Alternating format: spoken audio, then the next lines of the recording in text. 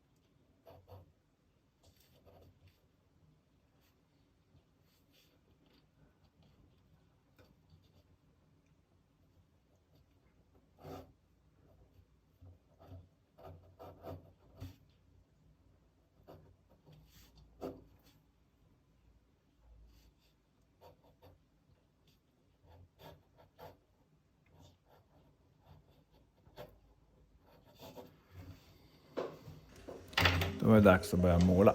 Här har jag min washer, en lite större pensel. Sen har jag en lite mindre med en finare spets. Och sen har jag även något som kallas rigger, som jag inte kanske använder idag. Sen har jag min palett här också. Här har jag en svamp som ligger i ena ögat som kan lite märkligt. Men den har jag för när jag står och målar så rinner det lite färg från de här palettgroparna ner över tummen där borta. Så därför har jag en svamp. I en palett har jag delat upp en vit yta som är ren och sen har jag två, en varm och en kall yta också. Det är varma färger och kalla färger. Det brukar vara lättare att plocka upp färg på så sätt. Jag börjar med att fukta ytan som jag ska måla.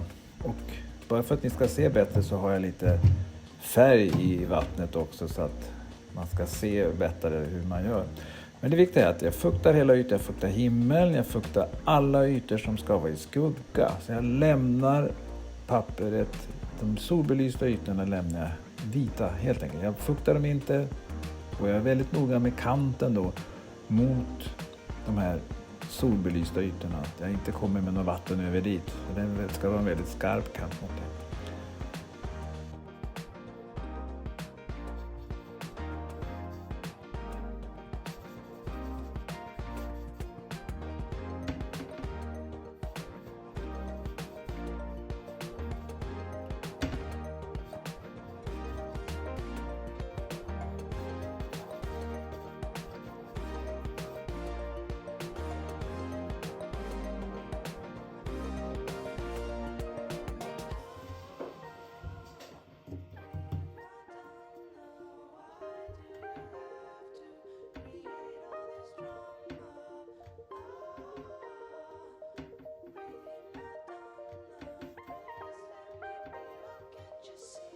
Då var det dags att måla himlen här. Nu är allting lite fuktigt där så det kommer att flyta upp fint. Jag blandar lite koboltblå med lite ultramarinblått.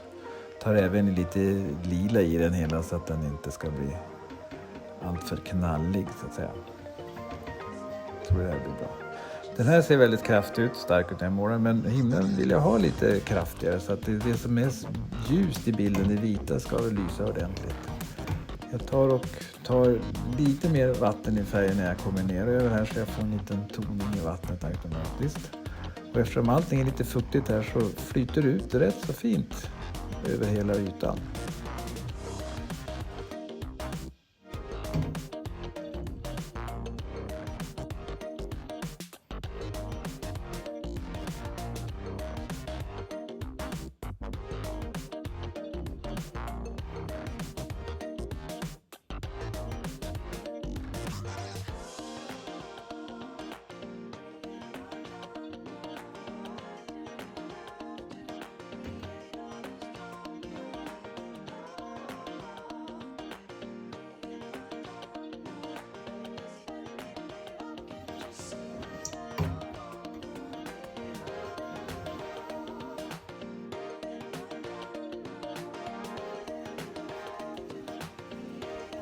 Det jag ska göra nu är att jag ska fukta alla ytor som ligger i skugga på bilden.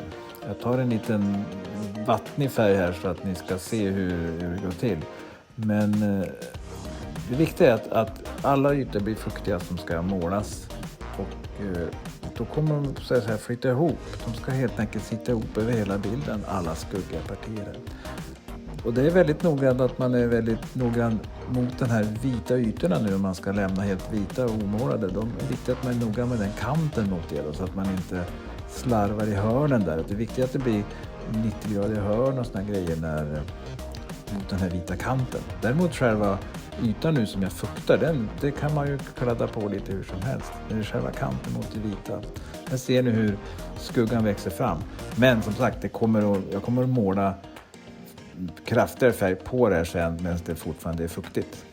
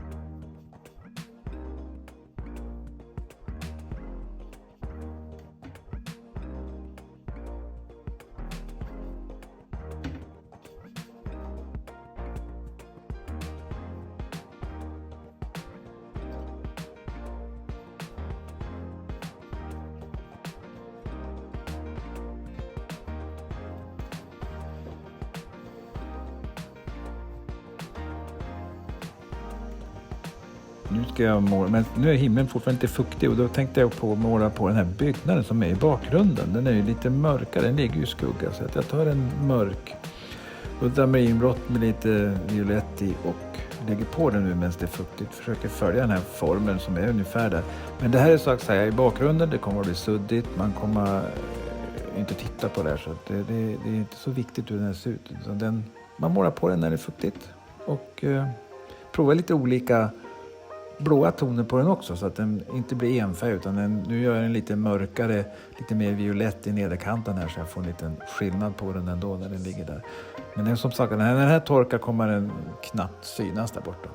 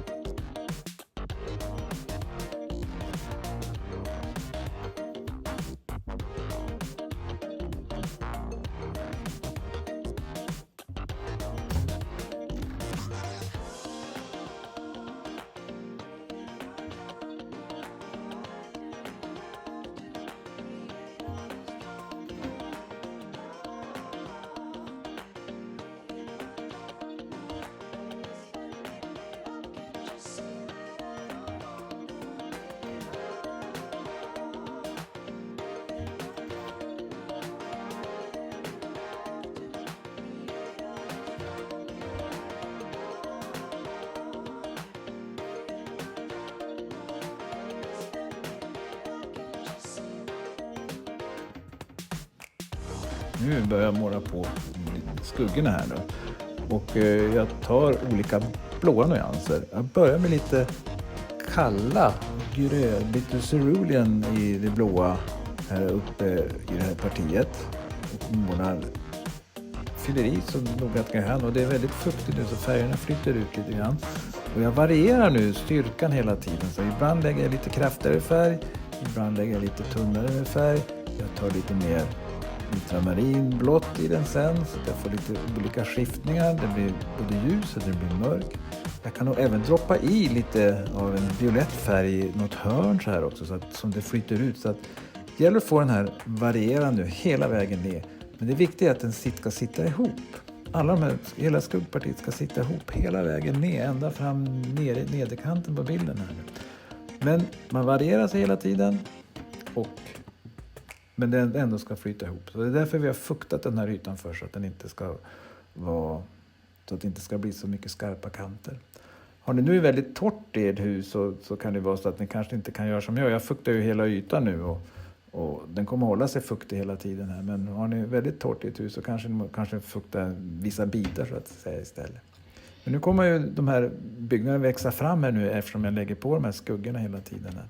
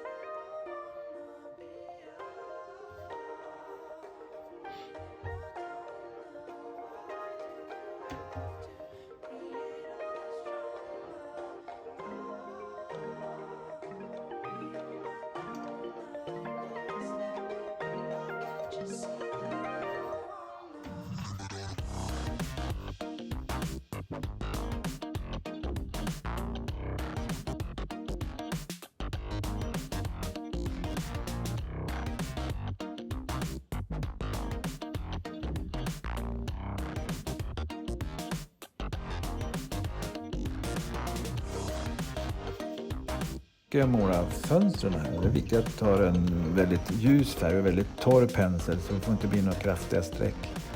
Så jag tar en väldigt ljusbrun färg så jag torkar bort mycket vatten på den och försöker dra lite löst där. Det är lätt att man målar de här fönsterna för mörka. De är ju solbelysta så de ska vara väldigt ljusa. Den där linjen var lite stark. Den tar jag helt enkelt ett hushållspapper och torkar bort. Så det blir lite ljusare. Och det gäller alla detaljer nu som ni ritar på de här ljusa solbelysta ytorna som är vita här.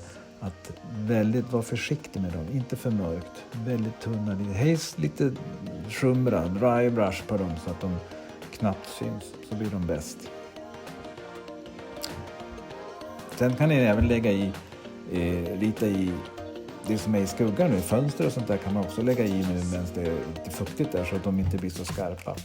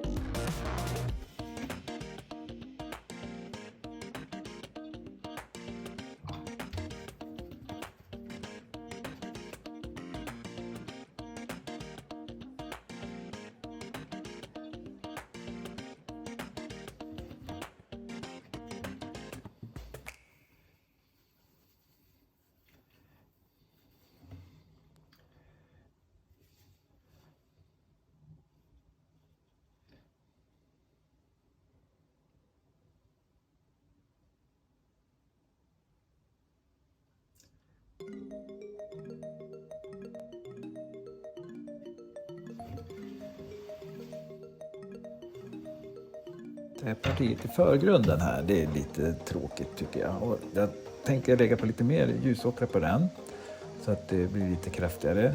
Det är ju en väldigt mörk skugga här så att egentligen kan man ta ännu kraftigare färg närmare huset där också. Det är väldigt mörkt. Men jag undviker gröna färger. Jag vill inte ha för många färger i bilden utan nu håller jag mig till de här varma blåa tonerna och de här ljusåkra och röda. Blir det grönt blir det för mycket här då. Sen tänker jag lite vatten på det här också så att det flyter ut lite grann så att det blir så skarpt. Det kan faktiskt vara lite abstrakt just det här partiet i förgrunden där. Det kan få bli lite som det blir, lite hur som helst. Det är spännande.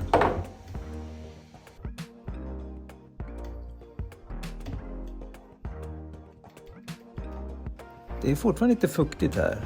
Jag tror jag ska faktiskt köra lite hårfön på det hela. Det går fort, klipper bort det.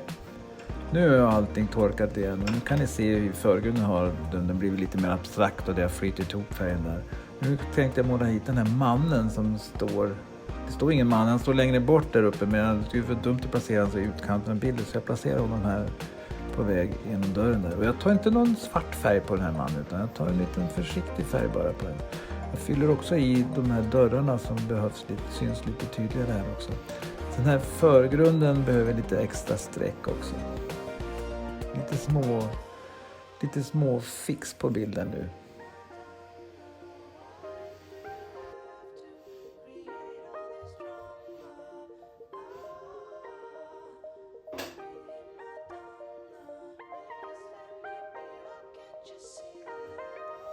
Ja, nu är bilden färdig. Det var ett roligt sätt att måla på med blandade färger, kalla varma färger i skuggorna bara.